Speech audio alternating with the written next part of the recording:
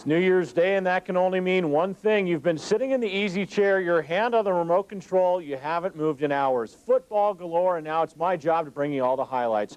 Well, let's start with Dana Dimmel and Kansas State taking on BYU in the Cotton Bowl this afternoon. Dana's the one with the shade standing up there doing a little hula for us. BYU led it 5-0 until the last seconds of the first half, and watch what happens. Brian Cavanaugh back to pass, throws it up just like Coach Dimmel diagrammed it, right? Well, it goes right into his teammates' hands. That's a touchdown. 8-5 Kansas State. Second half, Cougars down by 10. Steve Sarkisian looking for James Dye, and he's got him. Dye in there. BYU now trails at 15-12. BYU took its licks also coming back. Keepo McGuire, ouch, getting his helmet removed. He now thinks he's Batman. Next play, it's Sarkisian with all day to throw. Ko Kealui in there, and he's got himself a touchdown. Ko, you're the hero, big guy. BYU wins your final 19-15. Now on to Tampa for the Outback Bowl. Michigan and Alabama. Gene Stallings, his final game at Alabama. Michigan leading until this disaster. Brian Griese going down, picked off by Dwayne Rudd. And Rudd is like a horse headed to water. He goes 88 yards. Nobody in front of him. Bama grabs a 4-point fourth quarter lead. Then with just over 2 minutes left, the Tide just trying to run clock, and they run more than that. This is Sean Alexander blowing by everyone. He's headed to the end zone. Bama holds on by a final of 17-14. One more stop. This time we are headed to Orlando. Northwestern and Tennessee in the Citrus Bowl. The Vols building a 21-0 second quarter lead. Peyton Manning the man in the first half. This one to Joey Kent, 11 yards. But back comes Northwestern on the heels of Darnell Autry, who should have been in bed with the flu, but he got up, and look at him go. 28 yards, 21 all. But down by 10, Steve Schnurr with a critical mistake. Back to pass. Throws it to the wrong color right there. That's Tennessee who's got the ball, and they score. Your final, Tennessee wins 48-28. In the Gator Bowl, it's North Carolina beating West Virginia 20-13. And in the Rose Bowl, the big one, the granddaddy of them all, Ohio State leads in the fourth right now, 14-10. We'll have highlights for you tonight at 10 o'clock. Well, now it's time to take five. The high school basketball season has already kicked into full gear. Perhaps the biggest surprise so far is the play of the Central boys basketball team. Tonight, our Mike Kostis examines why the Indians have been so successful, and it may be due in part to a new man on the bench. Thanks, Mike. Finally, BYU and SDSU opened up whack play last night. A close ball game. Eric Nielsen into the lane and scores, but the Aztecs would get the last laugh in this one. It's Ricci to Brandy Trenkle. He pulls up and hits the three, and that's how it ends. Aztecs win in overtime 89-86. And one reminder, coming up right after our news, the Fiesta Bowl, Penn State and Texas battling each other. I never knew you were that much of a bowler. Me? No, not a bowler, but a bowler.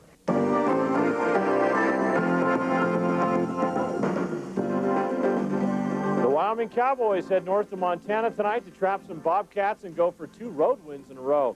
Well, it's been a tough year for the Pokes. A month ago, many preseason polls projected Joby's team to finish second in the Pacific Division. But up until last Saturday night, the Cowboys had trouble just getting a win. As for Montana State, well, the Cats winless on the year against Division I opponents. Up to Billings we go, and this is Ladrell Whitehead having a heck of a first half. 20 points in the first half, 25 on the night. Pokes up 10-2. Bobcats stay close. The dish inside to Nate Homestead. Tenacious. Yeah, he eventually gets it to go. Cats down by 5. Now, Wyoming has that transition game back, and that was probably a plus tonight. Watch the miss, and then here we go. Ladrell outlets to Jerron Robertson. He gets it to go, and Joby says, you know what? I've got no worries tonight. You're right, Coach. Watch Greg Sawyer, the nice feed to H.L. Coleman.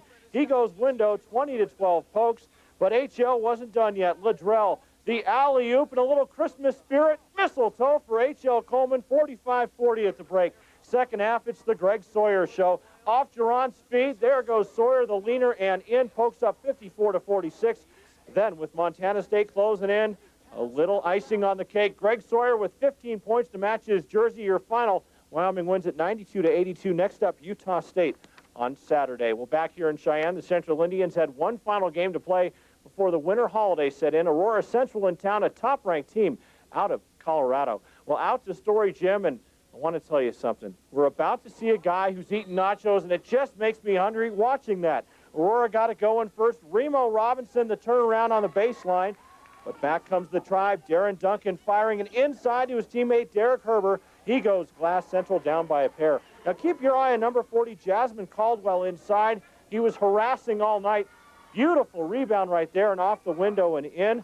But Coach McLeod has a kid named Brian Eichholz breaking the press through traffic, up and in, and that has the home crowd wanting more, Brian. They say, Dave, give us more, Brian. Well, we'll give you more, Brian. The steal off the inbounds and the pretty dribbling exhibition off the glass and in your final. Central wins it. They are now 6-0, and they head into the holiday break undefeated. Unfortunately, not the case for East. Down in Boulder, Chatfield beats the T-Birds 46-43. Evanston taking care of Mountain View. It is Powell over Cody by 17. A couple of other scores from the boys' side. Saratoga beating Medicine Bow. Postponement in Snake River. No report out of Alvin, but Bridgeport beats Southeast 66-39. A couple of girls' scores now. Sterling beats Central 70-53. Kara Brady with 22 points. And Alvin over Chugwater by 12. Alvin now 5-0. Pro ball now. The Denver Nuggets have the night off with plenty of NBA action to talk about, including the Jazz in Miami to hopefully turn down the heat. Well, Zoe and the mailman in town. Yep, in the house. Great game. We are tied, but the Jazz can win it. John Stockton dribbling to his right. But this is P.J. Brown swatting it away, so we go to overtime, and Pat Riley says, listen, someone put a body on Karl Malone because he's abusing us tonight. Boy, did he ever, coach. 35 points, backing him down as defender, and the mailman delivers right there. Your final, Utah beating Miami in overtime, 94-87. Toronto beating Milwaukee by 3. It's Chicago a winner. San Antonio beats Houston 115-101. Dallas beating Vancouver in the fourth. It is Washington beating the Clips in the third, and Minnesota losing to Sacramento in the third, 67-58. And finally, it's time for your snapshot. Ball State and Nevada in the Las Vegas Bowl. Best run of the night, turned in by Carl Moore of Ball State. Around the corner, and yes, he is gone. 62 yards to the end zone. Still, Nevada does win this ball game. That is sports for a busy Thursday night.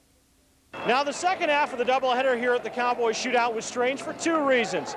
Number one, the fact that Wyoming, for only the second time in shootout history, wasn't in the championship game. The second were the two teams playing each other, the Aggies and the Salukis. Well, we knew this was going to be a track meet, and for about 30 minutes it was. But a funny thing happened in the second half. The Wyoming defense came to life. Rashawn Salam's got one. So too does Eddie George. Both hold college football's holy grail. So could it be that a soft-spoken receiver from Laramie, Wyoming, be next?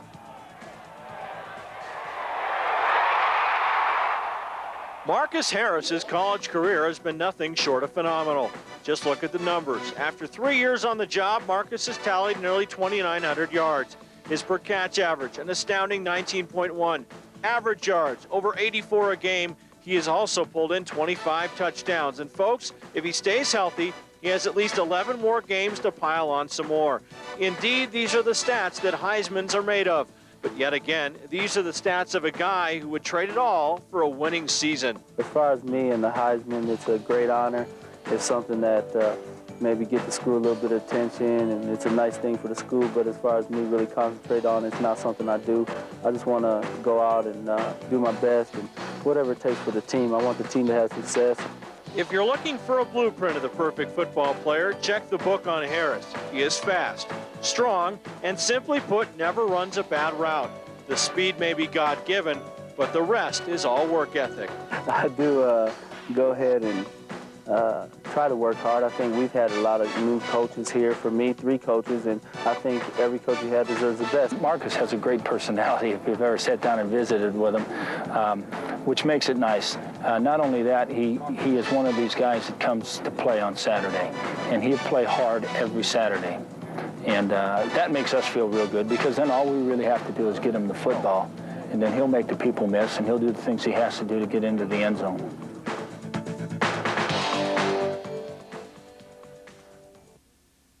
After being stunned by Southern Illinois Friday night, the Pokes came out gunning against favored Texas Tech.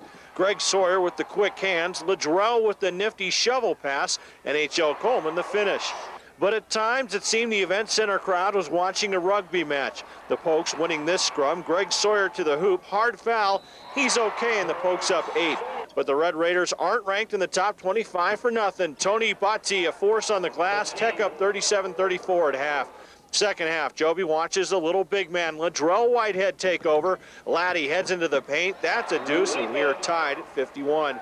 Moments later, it's HL to Ladrell. He unloads from 3-land, and Wyoming is back up by 3. Tech would not give in, though. Rayford Young driving from left to right, gets the hoop. Red Raiders up 6.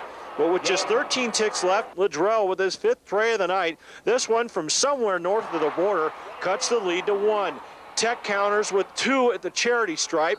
So Wyoming with one last gasp, but Andy Young's game-tying effort is denied. Wyoming drops a heartbreaker, 77-74. Yeah, I thought the guys really put in a very fine defensive effort. I thought that we ran some good offense at times, but it just seems that we just can't get a break at the crucial moment. Now the second half of the doubleheader here at the Cowboys shootout was strange for 2 reasons. Number one, the fact that Wyoming, for only the second time in shootout history, wasn't in the championship game. The second were the 2 teams playing each other, the Aggies and the Salukis. The Salukis of Southern Illinois in white, the New Mexico State Aggies in red. They locked up in a spirited battle. Shane Hawkins jacks the 3. It's the Salukis' only lead. From there, it's all Aggies. Enoch Davis with the jumper and the foul. The Aggies are champs, 91-78. In Casper, I'm Dave Brill for CBS News Channel 5.